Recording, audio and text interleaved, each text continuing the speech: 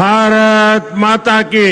राज्यपाल श्री आरिफ मोहम्मद खान जी, हमारे लोकप्रिय मुख्यमंत्री श्री नीतीश कुमार जी, यहाँ मंच पर बैठे अन्य महानुभाव, मेरे प्यारे भाइयों बहनों, अहाँ सबका ही प्रणाम करे छिए। पूर्णिया माँ पूरण देवी, भक्त प्रहलाद, महर्षि मेही बाबा के कर्मस्थली छिए। ई धरती पर फणीश्वरनाथ रेणु आरो सतीनाथ भादुड़ी जैसन उपन्यासकार पैदा लेल के, ई विनोबा भावे जैसन कर्मयोगियों की कर्मस्थली छिए।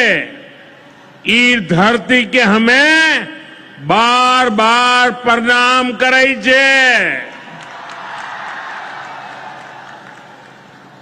सबसे पहले मैं आप सबकी क्षमा मांगता हूं। कोलकाता में मेरे कार्यक्रम में थोड़ा समय ज्यादा गया और उसके कारण मुझे यहां पहुंचने में विलंब हुआ। उसके बावजूद भी इतनी बड़ी तादाद में आप लोग हमें आशीर्वाद देने के लिए आए, इतने लंबा समय रुके रहे, मैं आपका बहुत बहुत आभार व्यक्त करता हूं। और विलंब से आने के लिए मैं फिर एक बार जनता जनार्दन के चरणों में क्षमा याचना करता हूं।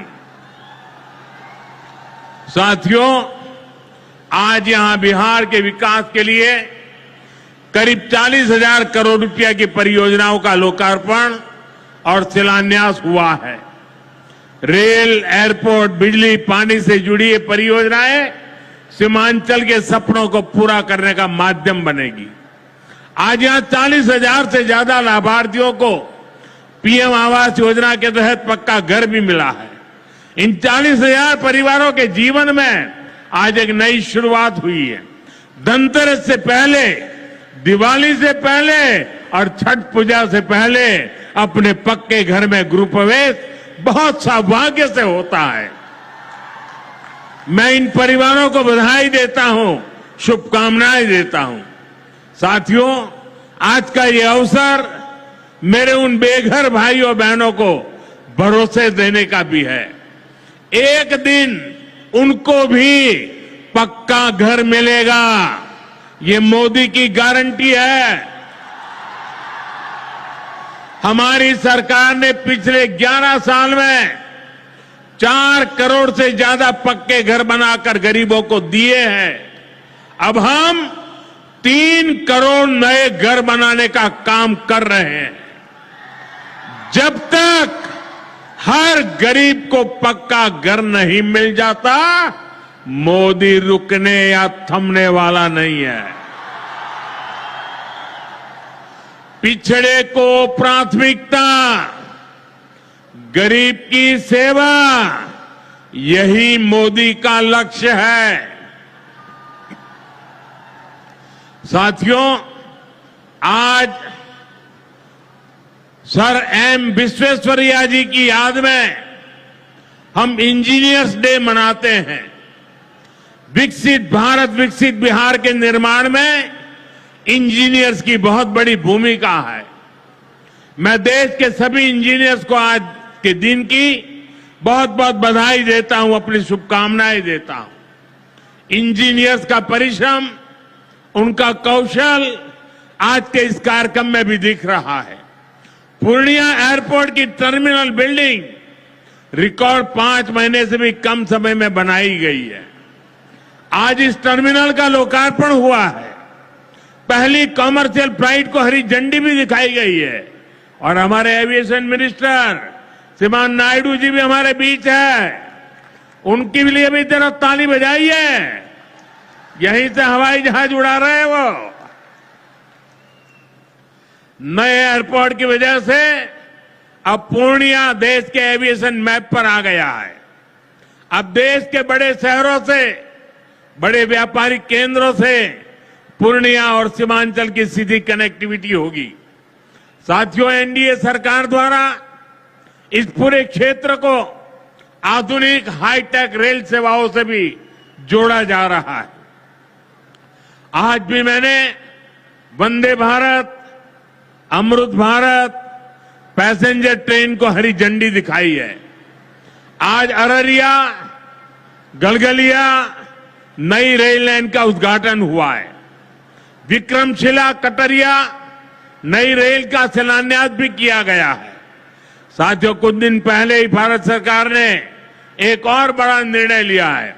Buxar Bhagalpur high speed corridor के मोकामा मुंगेर सेक्शन को मंजूरी दे दी है। इससे मुंगेर, जमालपुर, भागलपुर जैसे इंडस्ट्रियल हब को बहुत फायदा होगा। सरकार ने भागलपुर, दुमका, रामपुर हाट रेल लाइन के दोहरीकरण को भी मंजूरी दे दी है। साथियों, देश के विकास के लिए बिहार का विकास जरूरी है और बिहार के विकास के लिए पूर्णिया और सीमांचल का विकास जरूरी है। आरजेडी और कांग्रेस की सरकारों के कुशासन का बहुत बड़ा नुकसान इसी क्षेत्र को उठाना पड़ा है, लेकिन अब एनडीए सरकार स्थिति बदल रही है। अब ये क्षेत्र विकास के फोकस में है। साथियों, बिजली के क्षेत्र में भी बिहार को आत्मनिर्भर बनाने का काम चल रहा है। यहां भागलपुर की पीरपैंती में 2400 मेगावाट के थर्मल पावर प्रोजेक्ट का शिलान्यास किया गया है। साथियों, बिहार की डबल इंजन की सरकार यहां के किसानों और पशुपालकों की आय बढ़ाने के लिए प्रतिबद्ध है। आज Kosi Mechi intra state river link project के पहले फेज का शिलान्यास भी हुआ है। इसे ईस्टर्न कोसी मेन कैनाल का विस्तार होगा। इसे लाखों हेक्टेयर भूमि की सिंचाई में सुविधा होगी और बाढ़ की चुनौती से निपटने में भी आसानी होगी।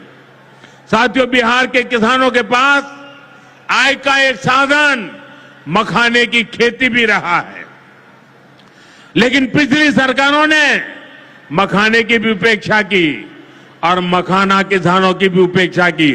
और मैं दावे से कहता हूं, ये जो आजकल यहां आकर के चक्कर काटते हैं ना, उन्होंने मेरे आने से पहले मखाना का नाम भी नहीं सुना होगा।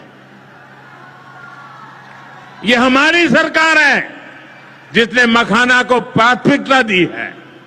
साथियों, मैंने बिहार के आप लोगों से राष्ट्रीय मखाना बोर्ड के गठन का वायदा किया था। केंद्र सरकार ने कल ही राष्ट्रीय मखाना बोर्ड की स्थापना के लिए नोटिफिकेशन जारी कर दिया है। मखाना किसानों को मखाने की अच्छी कीमत मिले, टेक्नोलॉजी का इस्तेमाल बढ़ाया जाएगा। राष्ट्रीय मखाना बोर्ड इसके लिए निरंतर काम करेगा।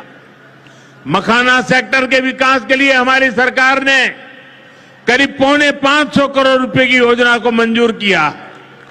साथियों, बिहार के विकास की ये गति, बिहार की प्रगति कुछ लोगों को रास नहीं आ रही है।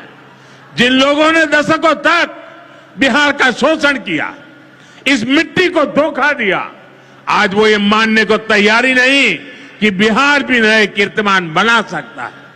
आप देखिए, बिहार के हर क्षेत्र में हजारों करोड़ रुपए के डेवलपमेंट प्रोजेक्ट पर काम चल रहा है। बिहार के राजगीर में हॉकी का एशिया कप जैसा बड़ा आयोजन हुआ।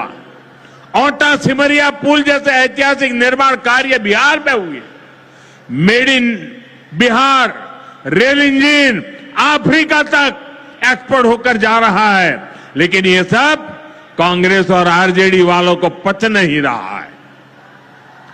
बिहार जब भी आगे बढ़ता है, ये लोग बिहार का अपमान करने में जुट जाते हैं। अभी आपने देखा होगा, आरजेडी की सहयोगी कांग्रेस पार्टी सोशल मीडिया पर बिहार की तुलना बीड़ी से कर रही है।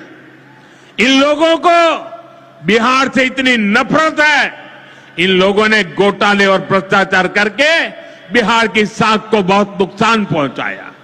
अब बिहार को विकास करते देखकर कांग्रेस आरजेडी ने फिर बिहार को बदनाम करने की ठान ली है।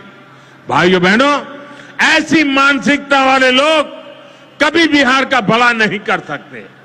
जिन लोगों को अपनी तिजोरी भरने की चिंता रही हो, वो गरीब के घर की चिंता क्यों करें?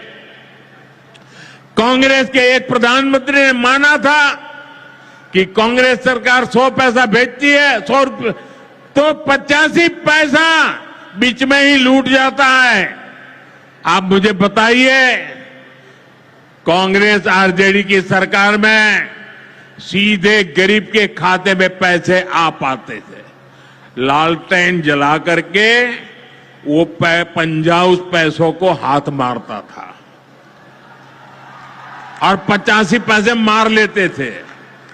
कोरोना के बाद से ही हर गरीब को मुफ्त राशन मिल रहा है। क्या कांग्रेस आरजेडी की सरकार में आपको मुफ्त अनाज मिल पाता क्या?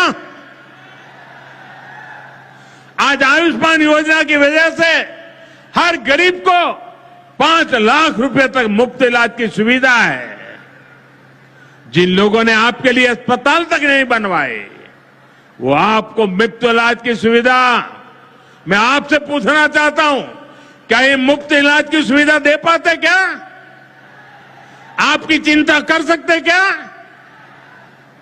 साथियों, कांग्रेस और आरजेडी ने न केवल बिहार के सम्मान को खतरा है, बल्कि बिहार की पहचान को भी खतरा है।